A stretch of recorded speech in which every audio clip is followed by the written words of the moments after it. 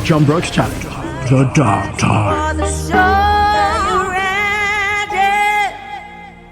The glory years of the country called Nigeria lay before the first military coup d'etat on the 1st of January 1966, with the first military coup d'etat leading to the 30 months of Biafran War or the Nigerian Civil War.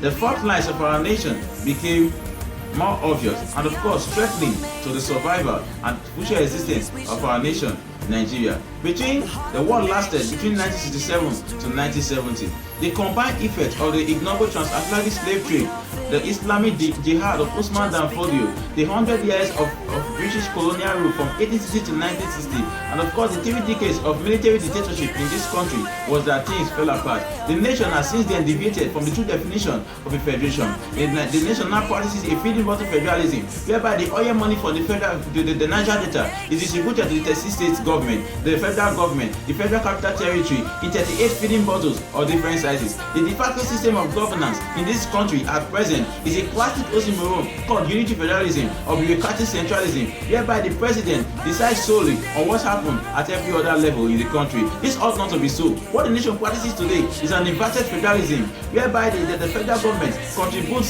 substantially to the federating unit instead of the reverse, as practiced in countries like USA, Germany, Australia, only to mention but a few. What then is the way forward? From what I've said so far, the way forward for the Federal Republic of Nigeria is to practice true federalism in the right, correct, and acceptable definition of what a federation is. Our states should be semi-autonomous. Our states power should be devolved to the Nigerian states. They should be allowed to maximize their mineral, natural, and human resources, and of course contribute or pay an agreed tax regime to the federal government as was found and practiced in the 1963 Constitution. Furthermore, it will interest you to know that there are some parts of this country where people have been marginalized and oppressed for a very long time. Nigeria should be restructured in such a way that these identified groups are given a new lease of life. For example of such persons, some include 1. The Guara people of Southern Kaduna, the Amana people of Adamawa State, the Ose people of Ondo State, the Onoja people of Cross River State. Majority of the crimes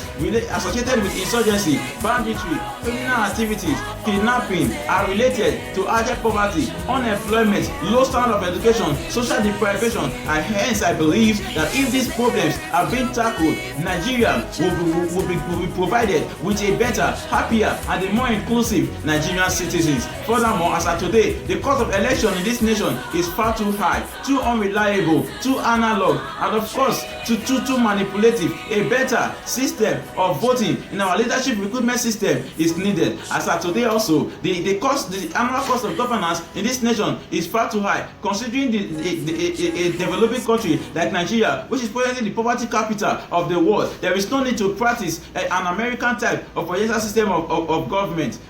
Therefore, there is need to reduce the annual cost of governance in this nation. For example, do we need a National Assembly of 469 full-time lawmakers? And leave this for my audience to answer. As for me, I am optimistic. I see a better Nigeria. I see a future for the nation. I see Nigeria coming out of our misery. I see the nation coming out of our opportunity. But it begins with our leaders thinking out of the box. I remain Ezeoffia Stanley, Chimezie, a bona fide student of Federal Polytechnic, Aoshi. Thank you.